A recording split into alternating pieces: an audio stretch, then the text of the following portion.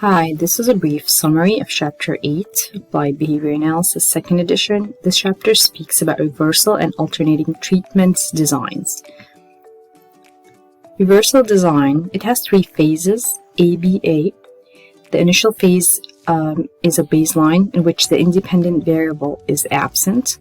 The second phase is a B, which is an intervention phase, during which the independent variable is introduced and remains in contact with the behavior. And then the A is a return to baseline conditions, and it's accomplished by withdrawal of the independent variable. And then you have an ABA design. The reversal design can be strengthened by adding a phase, the B phase, so it becomes AB-AB. And it's by reinforcing the independent variable in the form of an AB-AB design because it is the most straightforward and powerful inter-subject design for demonstrating functional relations. So we're basically collecting baseline data, you are introducing the treatment, withdrawing the treatment, and then reintroducing it again in the last phase. Variations of the AB-AB design, repeated reversals, which is what we just discussed, or you have the BAB design, where you start with the intervention, you withdraw it, and then you reintroduce it. And we use this design usually with behaviors that cannot wait, such as self-injurious behaviors, and so forth. Number 3 is a multiple treatment reversal designs, and this one you use different kind of interventions within the same design. So you have a baseline, you have an intervention, baseline, an intervention, and then a second kind of intervention. And this where here you see the C. So you have AB, AB, C, BC, and the C is a different kind of intervention. Then you have the non-contingent enforcement reversal technique, and they talk about it in page 183. And a study done by Bear and Wolf focused on social behavior in the classroom and teacher praise, and they basically reversed from providing non-contingent enforcement, which was a praise to a child throughout the day, and they went from this phase to a different phase, which was or treatment, which was praise enforcement contingent on the specific social behaviors. And they compared both interventions with the baseline, and they found that the enforcement provided contingent on the behavior increased the behavior more than the non-contingent enforcement given throughout the day. The DRO reversal technique, basically, you're focusing on one behavior and you're enforcing the specific behavior, and then you're reversing to providing reinforcement on all other behaviors except this one target behavior. So in the preschool girl and talking behavior mentioned in the chapter, they talk about the preschool girl basically was reinforced every time she was talking. And then they reverse it to reinforcement after all behaviors other than talking. And then they found that the reinforcement given after talking did increase talking behavior. So that was one of the designs they used to see if the specific reinforcement did help in the talking behavior. Then we have the DRA reversal technique. And that's when you pick two behaviors that are incompatible, which means they cannot occur at the same time, and you start enforcing one versus the other and see which one will increase. And in this example given in the chapter, they worked with children who were building different kind of shapes, and what the teacher did was that she provided praise in the first phase after each form was built. It doesn't matter regardless of the shape, but then she reversed to only giving praise if the form was a new form or a new shape was not done before by the child. So this is how they did their ABA design, or the reversal design. Alright, considering the appropriateness of the reversal design, irreversibility. Of course, when you reverse from one phase to another, there's a possibility that some behaviors you're testing or examining won't show valid data, because some of behaviors need to be seen for a very long time for the functional relation to be seen. Also, the problem with irreversibility is basically with behaviors that cannot be reversed, or the treatment cannot be reversed. For example, if you're enforcing social skills or talking or socializing within the classroom, and your treatment is working, and you see that the child starts to communicate more or socialize more, and then you reverse to a baseline where you do not give praise, sometimes the behavior is already taught and the child is maintaining social skills throughout the day, and then you won't be able to really see the difference between the first phase or the second phase, which was baseline. So some behaviors are very difficult to test using the ABA-B or the reversal design. Second consideration is a withdrawing. And withdrawing an effective intervention is a problem when it comes to some social, educational, and ethical considerations. So let's talk about social concerns. If you're working in a school, you may face some disagreements, because the treatment might be working well, and you do not want, people around you really don't want the intervention to stop because it's working just fine. So you would see a lot of social concerns from the people around the child or the individual you're working with. The same thing at home. Parents may disagree to withdraw a treatment that's working.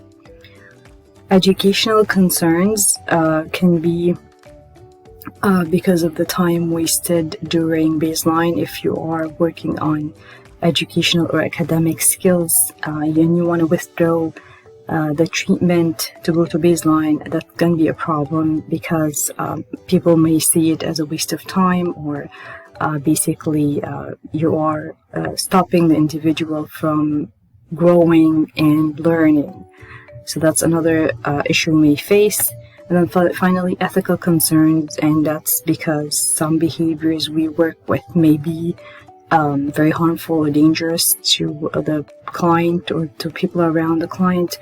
So it's very hard for you to go to baseline and can allow the behavior to come back, and it may hurt someone. So it becomes an ethical concern. So you really have to choose when to use the reversal design. The second design is alternating treatment design. And it basically compares two or more distinct treatments while their effects on the target behavior are measured. Each successive data point for specific treatment plays three roles: prediction, verification, and replication. And experimental control is demonstrated in the alternating treatment design when the data path for two different treatments show little or no overlap. So when you go from one treatment to another, if you see that the behavior significantly increased in one one treatment versus the other, then you can say, and they don't overlap, then you can say that one of the treatments, there's some kind of experimental control or function relation. However, when they overlap, that means that the behavior kind of happened at the same rate in both treatments, and that's when you see that, okay, I don't really see an experimental control or a function relation yet.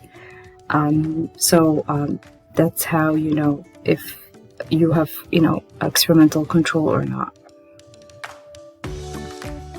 So the variation of the alternating treatment design is single phase alternating treatment design without a no treatment control condition. So you do not use a control condition and you just alternate between treatments back and forth and so forth. The second one is a single phase design with a no treatment control condition. So You can also fit in on a control condition where there's no treatment. So you can go from an attention phase to a tangible phase to no treatment phase, and then automatic phase, and so forth. The third one is a two-phase design. You start with an initial baseline phase followed by the alternating treatments phase. Fourth is a three-phase design where you start with baseline, you introduce a treatments phase, and then you look at the one that seemed to be working best, and then you only introduce this one treatment, and that's where you have the final third phase for this design. Alright, the advantages of the alternating treatment design: it does not require treatment withdrawal, so you're not really introducing your treatment and then stopping it or removing it again. You're just basically alternating from one to another. Quickly compares treatment effectiveness, minimizes a problem of irreversibility, minimizes sequence effects, because you're really alternating between one and the other very quickly. There's no sequence here, because you can go from attention to tangible and then go back to attention again, or you're really introducing most of them very quickly and there's no sequence. It's a very random, quick change. Can be used with unstable data patterns, so you don't really have to start with. Alright, so considering the appropriateness of the alternating treatments design, it's susceptible to multiple treatment interference. However, by following the alternating treatments phase, with a phase in which only one treatment is administered, the experimenter can assess the effects of that treatment in isolation. The rapid back and forth switching of treatment does not reflect the typical manner in which interventions are applied, and may be viewed as artificial and undesirable. An alternating treatments phase is usually limited to a maximum of 4 different treatment conditions, so you cannot really add more than 4 treatment conditions. It's not effective in revealing the differential effects of treatment conditions that differ significantly from one another. So this basically means that if you're comparing math homework, that's an example that was mentioned in the chapter. If you're comparing, the child, if he does math homework 10 minutes versus 20 minutes versus 30 minutes after school, and the effect of the time on his understanding of math will be okay. But if you're comparing 10 minutes with 30 minutes and 3 hours, these are two very different. The 10 minutes and the 30 minutes and the 3 hours are so different from each other that it might cause it wouldn't be effective in revealing the differential effects of treatment, because they're very different from each other, significantly different from one another. So you're really comparing two things that are not really to be compared, because we can imagine the 3 hours may work effectively than the 10 minutes, but do we really need the 3 hours? So it's really not a good comparison. It's not effective for assessing the effects of an independent variable that produces important changes in behavior only when it's consistently administered over a continuous period of time. So you can't really assess behaviors that really need need a continuous period of time and consistent treatment to actually show a difference. So you really have to be very careful when you're choosing the behavior you're assessing or the independent variable you're looking at. This is a very, very brief summary of my own understanding to Chapter 8. Thank you so much.